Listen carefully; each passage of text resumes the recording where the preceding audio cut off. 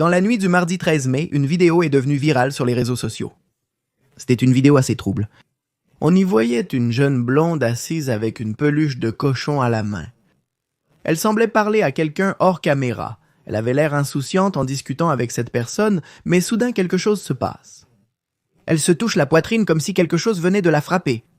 Elle porte ses mains à son abdomen et reçoit immédiatement ce qui semble être 1 ou 2 impacts de balles dans la tête. Et elle tombe sans vie. Dans la dernière seconde, une femme prend le téléphone et coupe la diffusion en direct sur TikTok. Les images sont rapidement devenues virales, suscitant des interrogations sur l'identité de cette femme. Pour quelle raison a-t-elle été exécutée ainsi? Qui était celle qui mettait fin à la diffusion en direct? Des questions et des réponses ont émergé, mais pas pour tout. À ce jour, il reste encore beaucoup à résoudre.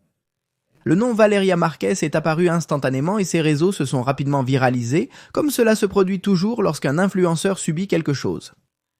Au moment où l'événement est devenu viral, j'ai fait une vidéo de réaction en direct de la façon dont l'affaire explosait sur TikTok et Twitter. Évidemment, pour l'avoir fait si rapidement, il y avait des données qui n'étaient pas correctes, et plusieurs doutes qui m'ont surgi ont été résolus au fil des heures. C'est pour cette raison que je prépare cette nouvelle vidéo, où je corrigerai ces données et fournirai de nouvelles qui sont apparues maintenant. Je vous invite également à visionner la vidéo mise en ligne sur la chaîne Pour Rien Normal, dont je suis producteur, qui apporte de nombreuses certitudes sur le sujet. Je vais vous laisser le lien à la fin. Si vous avez plus de données à fournir, écrivez-les ici en dessous dans les commentaires. Si cette vidéo atteint 10 000 likes en un jour, nous ferons une 3e partie. Sinon, nous continuerons avec nos vidéos habituelles. Commençons. Valeria Marquez, 23 ans influenceuse originaire de Jalisco au Mexique, a été exécutée en direct. Ces dernières années, elle avait connu une ascension sociale rapide, au point d'être la propriétaire d'un salon de beauté appelé Blossom The Beauty Lounge à Zapopan, Jalisco. C'est là que la mort la trouverait. Plusieurs personnes avaient remis en question l'origine des fonds pour la vie qu'elle menait, ou du moins ce qu'elle montrait sur les réseaux sociaux. Voyages en jet privé, vêtements et accessoires de marque, nombreuses fêtes et présences sociales. Certains ont immédiatement associé cet accès facile à l'argent à un lien direct avec le trafic de drogue. Ils ont commencé à dire qu'elle fréquentait différents chefs de la drogue. Comme, par exemple, Ricardo Ruiz, alias Ricardo Ruiz, leader du groupe Cartel de Jalisco Nueva Generación, Cartel de Jalisco Nueva Generación, qui a ensuite été désigné comme l'un des principaux suspects du crime. D'autres ont dit que l'argent que Valeria gérait était parfaitement justifié, car elle travaillait depuis son plus jeune âge dans des agences de publicité. Et en tant que modèle, elle est même apparue dans des clips vidéo comme Hoy la vi pasar de Epi John Guzman. De plus, elle avait reçu plusieurs prix dans sa vie, dont celui de Miss Visage en 2021. La vérité, c'est que Valeria ne s'est pas contentée de prix ou de travaux de mannequinat, mais a rapidement décidé de se lancer dans les réseaux sociaux. C'est ainsi qu'elle a commencé à mettre à jour quotidiennement son Instagram, où elle a atteint 70 000 abonnés, et son TikTok, où elle a atteint 90 000. Évidemment, après ce fameux live où elle a été exécutée, ses chiffres se sont multipliés, poussés par le morbide, donc ses comptes ont été rapidement désactivés par les autorités. De plus, comme mentionné, elle a débuté avec son salon de beauté, proposant soins du visage, manucure, épilation et autres services. Certains suggèrent que ce salon était en réalité une couverture, juste une excuse pour blanchir de l'argent provenant du trafic de drogue. Mais cette théorie n'est pas approuvée à ce jour. Depuis cet endroit même, elle diffusait quotidiennement depuis son compte TikTok et pendant qu'elle discutait avec ses abonnés, elle montrait ses tenues et les échanges qui lui arrivaient, de marques et de sponsors. Elle avait plusieurs collaboratrices travaillant avec elle et au moment de l'incident, l'une de ses collaboratrices était à ses côtés. Maintenant, nous allons nous concentrer sur ce personnage pendant un moment. C'était le mardi 13 mai 2025 à 6h25 de l'après-midi. Valeria était assise dans l'un des fauteuils de son salon de beauté. En fait, le nom de l'endroit pouvait être lu clairement derrière elle. Elle portait un body fuchsia décolleté. Ce même jour, elle avait posté une photo montrant sa tenue, qu'elle complétait avec un pantalon blanc. Elle avait commencé à diffuser en direct depuis peu et plusieurs choses s'étaient passées au cours de la diffusion. D'abord, sa collaboratrice et employée, nommée Erika, lui avait signalé qu'un homme avec un sac d'étoiles était passé plusieurs fois en demandant après elle. Comme elle n'était pas sur place, elle a promis de revenir plus tard. Face à cela, Valeria a commenté en disant que peut-être Il la cherchait pour la tuer. Suite à cela, elle a reçu divers objets, possiblement envoyés pour la garder sur place et l'empêcher de partir, selon certaines sources. C'était d'abord un café Starbucks, puis un jouet cochon.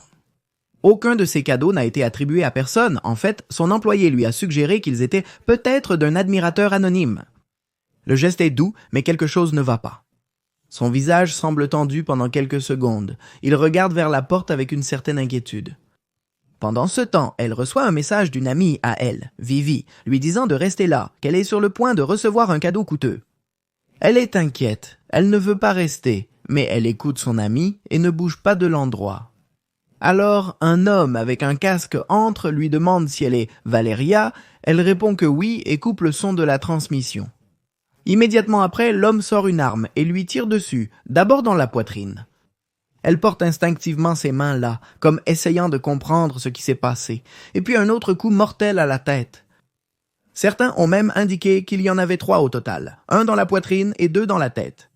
Ce qui est certain, c'est qu'elle s'effondre lentement sur la table en verre, qui est rapidement tachée de sang. Il ne lâche jamais la peluche de cochon. C'est à ce moment-là que son employé apparaît à l'écran, prenant le téléphone et coupant la transmission, avec une froideur qui suscite certains doutes. Ses abonnés ont d'abord pensé que c'était une blague, une stratégie de marketing, un court-métrage pour gagner plus d'abonnés, mais ce n'était pas le cas. Ils avaient été témoins en direct d'un véritable meurtre. En quelques minutes, la vidéo s'est propagée sur Twitter, Facebook, les chaînes d'information et les groupes Telegram. Le crime de Valeria Marquez s'est massivement viralisé. Pendant que les autorités débutaient leur enquête en ligne, des théories, soupçons et jugements circulaient déjà.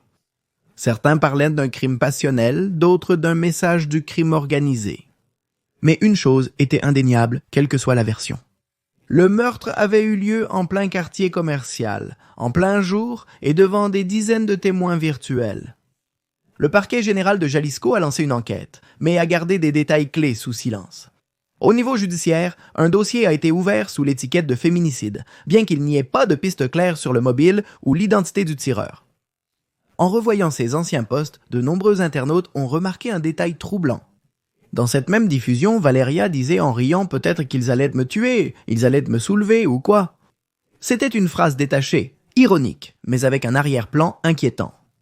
De plus, dans une histoire précédente, elle avait écrit une phrase plus agressive, maman. Sois reconnaissante que je suis pauvre, parce que si j'étais riche, je t'aurais déjà fait disparaître. Des mots qui, dans le contexte du crime, ont été réinterprétés comme de possibles menaces voilées. On a également mentionné une autre influenceuse, Viviane de la Torre, qui lui aurait promis un cadeau coûteux le même jour. Certains ont cru que la peluche et le café faisaient partie de ce cadeau, mais Valeria semblait attendre quelque chose de plus. Certains ont même souligné une complicité entre Vivienne et l'employé de Valeria qui finit par fermer le live. Y a-t-il eu une trahison, une rivalité cachée, un conflit avec des tiers dans l'environnement influenceur? Viviane a nié tout lien avec le meurtre, a fermé les commentaires sur ses réseaux et a demandé du respect. Elle n'a pas encore été convoquée officiellement par le parquet. Un autre suspect était son ex, que Valeria avait précédemment accusé sur les réseaux sociaux de la menacer. On a discuté de ses liens avec les narcotrafiquants et la mafia. Également, bien sûr, sont apparus les mèmes pointant un journaliste sportif connu sous le nom de El Chulazo comme le prétendu petit ami de Valeria. Dans ma première vidéo, j'ai lu un tweet à ce sujet et l'ai pris pour vrai, ne connaissant pas le journaliste. Même lui a fini par donner son avis sur la question et a dit qu'il n'était pas drôle qu'on le pointe du doigt parce que sa vie pourrait être en danger. D'après des témoins, l'assaillant était un jeune homme arrivé à moto à la salle. Il s'est fait passer pour un livreur et insistait sur le fait que seule Valeria pouvait recevoir le colis. Il était déjà passé par là auparavant, sans jamais la trouver. Cet après-midi, elle était là, il est entré, a demandé son nom et a tiré. Puis il s'est échappé. Il n'y a pas d'image claire du sujet, mais les caméras de sécurité de la zone auraient pu enregistrer une partie de la fuite. On ignore encore s'il a agi seul ou sur ordre, mais il est clair qu'il savait précisément qui il visait. Le plus cruel, c'est que ce n'est pas un cas isolé. Ces derniers mois, plusieurs influenceurs, activistes et personnalités publiques ont été assassinés au Mexique. La violence ne distingue pas les professions, et les réseaux sociaux, loin de protéger, exposent parfois. Valeria ne parlait pas de politique, elle ne se montrait pas en fête avec des criminels, elle ne publiait pas d'armes, ni de luxes illégaux. Mais sa proximité avec certaines personnes et sa notoriété croissante ont pu suffire à la mettre dans le viseur de quelqu'un. Le crime organisé, la jalousie, la vengeance, les liens sombres de la vie publique, tout cela se mélange dans ce cas et il n'y a toujours pas de réponse. Valeria Marquez avait 23 ans. Elle rêvait de réussir, de laisser une marque et elle y est parvenue, mais pas comme elle l'imaginait.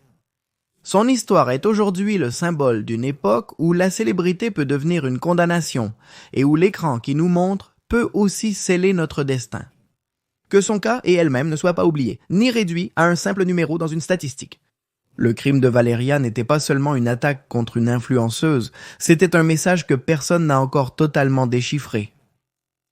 Pour en savoir plus sur cette affaire, je vous invite à regarder la vidéo sur la chaîne Paranada Normal, une chaîne que je produis. Je ne suis pas en train de raconter, mais je me consacre simplement à produire cette chaîne. Et cela pourrait vous intéresser ce que nous y postons.